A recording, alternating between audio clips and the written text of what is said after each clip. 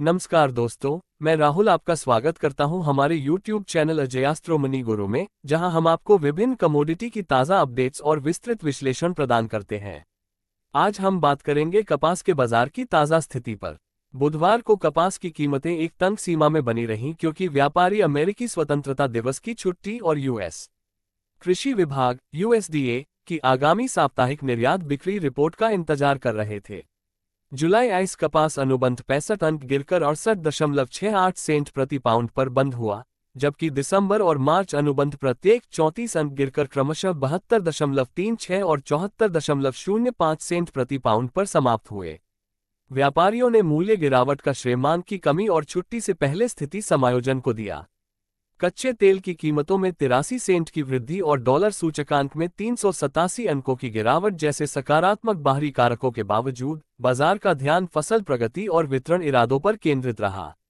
नवीनतम साप्ताहिक फसल प्रगति रिपोर्ट में बताया गया कि टेक्सास की 13% कपास फसल और जॉर्जिया की 12% फसल बोनस सेट कर रही थी, दोनों सामान्य से 2% ऊपर थीं। हालांकि कपास फसल की समग्र स्थिति बिगड़ गई। अच्छी श्रेणियों में 6% की गिरावट के साथ 50% और ब्रुगलर 500 सूचकांक 11 अंकों की गिरावट के साथ 331 पर पहुंच गया। टेक्सास और जॉर्जिया की रेटिंग्स में महत्वपूर्ण गिरावट देखी गई, क्रमशः 9 और 14 अंक गिरकर। आइस प्रमाणित कपास स्टॉक 2 जुलाई को 426 गांठों की कमी के साथ 53,791 गांठों पर आ गए। कोटलो के इंडेक्स उसी दिन 50 अंकों की वृद्धि के साथ 83.45 सेंट प्रति पाउंड पर पहुंच गया। USDA औसत विश्व मूल्य AWP 4 जुलाई तक प्रभावी रहेगा। अगली AWP दर की घोषणा शुक्रवार 5 जुलाई को सुबह 8 बजे EDT पर की जाएगी।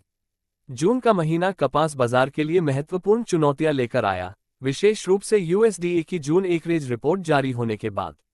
राष्ट्रीय कृषि सांख्यिकी सेवा NASS ने 2024 के लिए अमेरिकी कपास बुवाई में अप्रत्याशित वृद्धि की रिपोर्ट की, अनुमानित 11.67 मिलियन एकड़ बुवाई, जो पिछले अनुमान से लगभग 1 मिलियन एकड़ अधिक और कुल बुवाई क्षेत्र में 14% की वृद्धि दर्शाती है। इस वृद्धि ने व्यापारियों के बीच मंदी की भावना पैदा की, जो ऐतिहासिक बुवाई रुझानों को देखते हुए संभावित भविष्य के समायोजन या परित्याग के बारे में चिंतित थे। बाजार को निराशाजनक USDA निर्यात आंकड़ों से और भी दबाव मिला, जिसमें साप्ताहिक निर्यात बिक्री में 29% की गिरावट और नई फसल बिक्री के लिए 3 सप्ताह का निचला स्तर दिखाया गया। सट्टेबाजी व्यापार ने भी कीमतों को प्रभावित किया, क्योंकि प्रमुख उत्पादन क्षेत्रों जैसे टेक्सास और दक्षिण पूर्वी संयुक्त राज्य अमेरिका में शुष्क मौसम की स्थिति के कारण पैदावार पर प्रभाव पड़ा।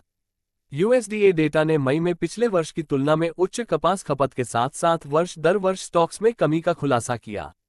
कपास सट्टेबाजों ने 25 जून को समाप्त सप्ताह में अपनी शुद्ध छोटी स्थिति को 4,849 अनुबंधों से घटाकर 46,593 कर दिया।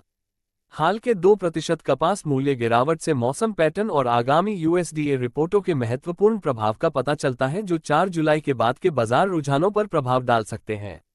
जैसे ही व्यापारी संभावित प्रभावों का अनुमान लगाते हैं, कपास बाजार की दिशा बाहरी कारकों और घरेलू कृषि विकास से निकटता से जुड़ी रहती है। धन्यवाद दोस्तों, हमारी इस वीडियो को लाइक और शेयर जरूर करें और चैनल को सब्सक्राइब करना ना भूलें। हम मिलेंगे अगली वीडियो में कुछ और महत्वपूर्ण जानकारियों के साथ। तब तक के लिए नमस्कार।